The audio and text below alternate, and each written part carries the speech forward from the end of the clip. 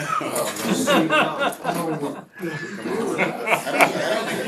think you guys the sound bites that Mike does, so it's pretty boring. So yeah, but now I said good to see you guys back. So I said it's always an exciting time of year, kicking off with the players back in the building. First of all, good luck to the Heat in their play-in game, and to the Panthers in the playoffs. So exciting time again for South Florida. So I'm sure rapid fire, Barry. Here we go. Let's kick it off. Thank you. So as you look at your roster at this point, do you believe you need a starting caliber player to replace Christian Wilkins in his spot, or do you feel you have enough with Gallimore and Jonathan Harris? Is Tart in that mix, or do you see him more as a nose? Yeah, no, I think the exciting thing is working with Anthony Weaver. His vision and obviously his work and what he's done in the league and as a player and coach, and Austin Clark as well. So very excited about that group. Having Zach back, of course, after Zach coming off a historic year for a Dolphin D tackle as well. Very excited, but the group we have, we're targeted players, really like their potential and what they can be. So we feel good about the group. These guys, we were talking about them today, they've been in working hard already, and it's a really good group, and starting to see that bond come together with that group, and they're all competing hard. And so anyway, with the roster, it's not a priority, but it's obviously any player that we can add that helps our roster is a good impact player we'll take. It doesn't matter what position.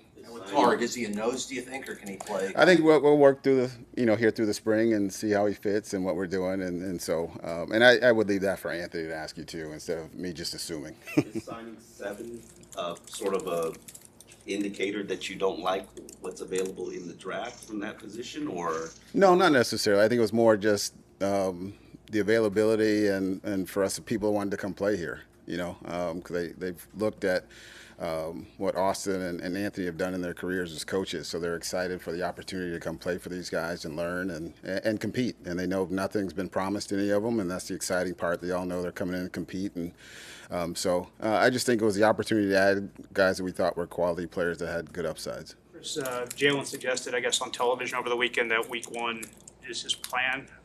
Where does he stand? Where does Bradley stand? And to where they are in their rehab, does that impact maybe how you go in round 1? If you feel like both these guys, hey, we have them for 17 weeks, pass rush might not be as big of a concern. Does that enter the calculation? Well, Dr. Phillips, I don't want to speak for him, but no, it's been fun watching those guys. They've been rehabbing like crazy, and you guys know them.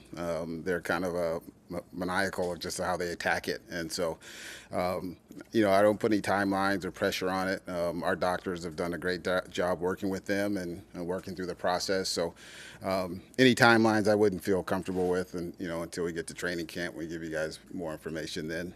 But in terms of the roster, again, it's always the best player available, as we've talked about over the years, and so at whatever position that is that can impact us in round 1, if we have that pick, we'll be excited to add them. Chris, up and down this roster, you have flexibility with O-line that can play inside, outside. Cornerbacks can do the same, box and post safeties. How does that versatility help your draft day strategy to find the best player that also could fit a team need? Yeah, no, I think talking about players, obviously, you've seen here the last couple of years with some of the injuries we've had late in the season, the versatility of players is key. So guys that can play all along the offensive line or in the secondary, move around, that's really important for depth and building teams. So it helps. We're always looking for those players that can and do more things, because I think it just helps your roster. For us, we'll always keep looking for players that can do more. How would you describe the likelihood or unlikelihood? I think I know the answer, but I want to ask his fans want the answer to this question, of selecting a quarterback in the first round. Mm-hmm. No, I think, listen, we always look at every position. I would say that's not someone I'm looking at the first round. It's not a position that we've even talked about. There's some good players. But we're very happy with Tua and where he is with us. So, but at some point, I wouldn't say we're not going to draft a quarterback at any point. I mean, we took Skyler here, in the 7th round years ago. So you always look at opportunities for where you can add depth in your roster. And so I just think that goes across the board for any position. Chris, I've got a best player available question. If you could expound on it, please. How does that rule apply? Is that only the first round, or is that every single pick? And if that's how you do your draft, then it's free agency when you fill your needs. Yeah, no, I think the best player available, and again, this is probably going back from years. I said when I started, learned under Coach Parcells years ago, and going through Coach Carroll, Nick Saban and stuff. So you always stack your board and you work hard. So, but your board obviously early in the draft will always look kind of how you set it in terms of best player. But when you get into the day threes, the board's it's being picked apart, flying all over the place. So it's one of those. And I think sometimes when you get late in the draft, you end up looking for depth or to filling holes in your roster. But for the most part, I think most teams would be early in the draft. You're always going to take the best player available for the first couple rounds because that's where you probably have the most control of how your board looks in terms of how you spent all the offseason ranking, in terms of all your time with the coaching staff and scouts to build it. And then filling needs, so that's mostly free agency? Or Yeah, it's part of it, but it still goes post draft too, and there's still good players that are available that are veterans that are on the streets post draft too. So, but yeah, you'll always get into that end of the draft where people are like, hey, if there's a position where there are maybe not a few players, there's a light at that position, and you don't want to compete, we'll draft to that. If we have like the traits in that player, we'll draft them and add them to that to the roster then. But it's always interesting the end of the draft process when you get to it, because you're looking at your boards and it's usually picked apart and no one has players left, and then it's really just looking at the depth there of where it is and where you need to fill, and then you make your decisions there. Chris, when you decide to trade up or trade down, about how far in advance do you make that decision? Is it when you're on the clock? Is it when you got 2-3 picks remaining until you're on the clock, or how does that process work? Yeah, some of those conversations are happening now, where teams call and say, hey, would you be willing to move down or move up? So for the most part, if a deal is too good to pass up, you'd pull the trigger now, because you never know what those opportunities come and go. But usually most of them are draft day, because people want to see if the players they're interested are still there. If someone has specifically targeted, one or two players, and again, it also could go at the depth of that position. There may be two players at a position they like in the first round, one's gone, and so a team wants to come up and get them. So, so for the most part, to your question, it's draft day, but we've had discussions with teams about moving up and down, them calling us, and so it's been the typical draft week, pre-week. Chris, considering where you were picking in the first round, then the lack of a third and a fourth, would you be more inclined than usual to try to look to trade down in the first round? Yeah, I think we're open to everything, but also you don't want to pass on a good player. That if there's someone there that we all feel very strongly about, that can really impact our roster. It's like, how far can you drop down and still possibly get them? So you always weigh those factors of, it's great to pick up an extra third, but if that second round player is someone we really believe in, and it's like a Javon Holland or Jarvis Landry in the second round, then you'll take the player. How's Mike reacting to finally having a first round pick, barring any trade out? He's been out of his mind, because now he's recommending everybody to me. So, but it's been fun. He's been. He and I have been watching a lot of players, talking, great communication, so it's been fun. I think he's very excited to add a good player, as we all are. So. I'm sorry. Yeah, a few minutes ago you were talking Beasley's question about Jalen Phillips. You made a decision on the fifth-year option for him, particularly with his injury, and I guess Waddle as well. We're getting to that point, but I would say we'll end up picking it up on him. I'm comfortable saying it. There's no reason for me to sit here and lie to you guys and hide it. But yes. That's on both. Yes. Mm-hmm. At 21, it's kind of it's a in-between pick maybe a little bit, that you hope guys, like there's a run on maybe quarterbacks that might push some guys down. How many players would you feel comfortable taking at 21 that are on your board right now?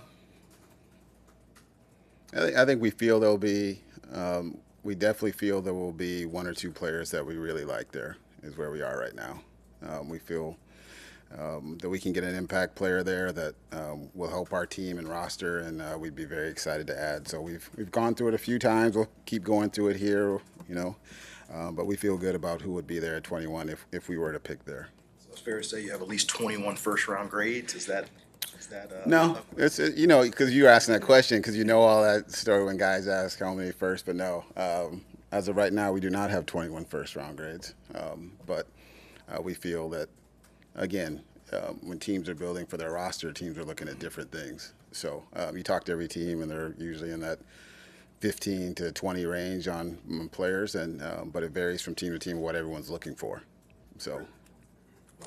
Javon Holland doesn't have that fifth-year option. How much does that, him being a second-round pick, accelerate, I guess, the urgency to get an extension done with him sooner rather than later? Yeah, no, Javon is a big piece here, and we'll spend some time talking with him, and we're excited for him to just get healthy and have a good year here. So he's an important piece. I said I love him, and my kids love watching his anime stuff on on Twitter that he talks about all the time. But he's an important piece, and we'll be talking with him here in the future. Have there been any talks, especially now with the Devontae Smith contract in place, any talks at all regarding a Waddle extension? Like I said, I've always been Joe. We don't really talk publicly about things like that. We're aware of it. We're in a good spot with those guys, so I'll just leave it at that. It's a pretty loaded tackle class. How do you split the hairs with, I think there's 6 potential first-round picks? It's just what flavor of gum you like? How does it work? I think it goes all to the systems too. Like for you guys have watched how we play the offensive line, and some guys are great fits for it. Some are okay fits for it. So as you kind of go through it, again, that's where you talk about with the number of picks in the first round by team will vary. So there's some good players that we do like, and there's other ones that we feel will be good players, and they're not ideal scheme fits, but they can play in the scheme. So for us, we have more than enough guys we feel good about that can help us. Chris, Mike confirmed to us that an offer was made to Odell Beckham a while ago. Are those talks ongoing, or does it appear unlikely that you all will be able to reach terms? Yeah, nothing imminent on it. It's been we've had some discussions back and forth a little bit, but as of right now, there's nothing that in the works to get anything done. Chris, this is your 25th year going through this process. What excites you the most on this go around? This is always, the draft is always a fun time when you go through it and the off season, because you're always trying to see how you can help your roster going into a season where every year there's always change. So I enjoy this prospect, this part of the year. I enjoy working with the coaches and the scouts, and just sitting talking ball, because it's like the purest part of just talking football and players and people. So that's what I enjoy about it. And then now that the players are back in the building, very excited for this upcoming season. And it was good to see a bunch of guys out there running and getting going. Chris, when you think back over all the drafts that you've presided over, there have been some guys that you picked who maybe didn't get a whole lot of attention leading into the draft. Is there one guy, can you pinpoint one guy that you say to yourself, I'm really proud that I found this guy? Well, that's hard because it's, but obviously, most recently would probably be, Devon last year. Achan was a guy that we were very high on and spent a lot of time getting to know him. And I'd say in the past, probably Andrew Van Ginkel was one, because he was kind of transferred into Wisconsin and had a little bit of production, and just watching him grow as a person and player over the last few years. Very happy for him. Sad to see him go, he knows, but very happy for him. But there's been a number of guys over the years that you go through it and you just talk about, even. Xavier was one too. Xavier was always a guy that was talented, and he would tell you, we interviewed him at the combine, and it was a terrible interview. And he would he would tell you that. And then we brought him in on a 30 visit, and he was lights out, like knew all the players, everything, knew, talking about history of Dolphin stuff. So it was cool. And so then watch him, the evolution of him, where his rookie year he played and got criticized a little bit for some of his play as a rookie, and then becoming an All-Pro. So it was fun watching his growth and the number of things he did behind the scenes that when he came by to see me, probably a month or so ago, we had a long talk about just everything he did behind the scenes, and I'm so proud of him, how he worked so hard to get to where he was. So those are always satisfying moments to watch when players get what they've worked hard for. Chris, regarding Teron Armstead, from where we sit now, you have to think this might be his last season. Do you start planning for that in the draft, or how do you handle that? No, I think you're always looking at your roster. You always try and take a 2-year look into the future, what it could be. So it's we always knew that possibility could be with him. Was very respectful of his time, and to his credit, he is an incredible communicator. And I've gotten to know him over the last couple of years. He is a fantastic person, and so I'm very glad he's coming back, because he's impacted that room so much with those young guys and helped Austin and all those guys grow, and Liam, and so having him back is important. But you always look at every position when you kind of go through it and try and look and try and anticipate what some of the issues could be in the future. I think it's been about 6 weeks since we got you the combine, seeing update on the Tua contract situation. Has there been progress, and do you feel week 1 is a hard deadline for this to happen, or is this something that when it happens, it happens? Yeah, I think it's something when it happens, it happens. We've had communications with him, and like we've always, I'll just leave those between the organization and his representation, and it's been good. So we'll just keep working towards it. Him and his agent are very understanding that this is now the draft, so he's letting us focus on that, and then we'll turn our attention to that after the draft finishes. His decision to start working with a private quarterback coach in the offseason, how involved were you in the team with that process? No, you got to give him all the credit. He's just like last offseason when he attacked him, to stay healthy and doing the jiu-jitsu or judo, whichever one I know. But he's just watching him work and how he wants to be great and doing it. So he took all this stuff on his own and told us what he was going to do. So you got to give him all the credit on that. First, I guess following up on Marcel, obviously last year he was coming in, wanted to gain some weight. His build this year, he kind of trimmed up a little bit. Had you guys given him any idea of where you wanted to see him as far as his build and his weight?